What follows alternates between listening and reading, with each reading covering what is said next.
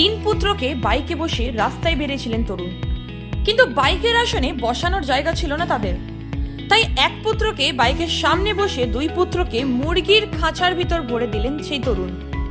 সমাজ মাধ্যমে এমনই একটি ভিডিও ছড়িয়ে পড়েছে, যদিও সেই ভিডিওটির সত্যতা যাচাই করেনি খবর বাংলা।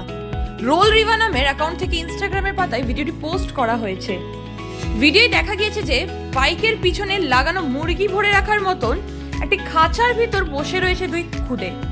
তাদের পিতা বাইক চালাচ্ছেন, বাইকের সামনে বসে রয়েছে তার আর এক পুত্র। হেলমেট পরেছিলেন না কেউই। বাইকের পিছনে গাড়ি চালিয়ে যাচ্ছিলেন এক ব্যক্তি।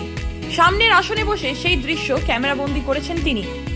ঘটনাটি কোথাকার সে বিষয়ে উল্লেখ না করা থাকলেও বাইকের নাম্বার প্লেট দেখে বোঝা যায় যে সেটি অন্ধ্রপ্রদেশের। ভিডিওটি ভাইরাল হওয়ায় হাসির বন্যা বয়ে গিয়েছে নেটপাড়ায়। নেটাগরিকদের একাংশ বাইক চালককে সতর্ক করেছেন যে তাদের সকলেরই হেলমেট পরার প্রয়োজন ছিল।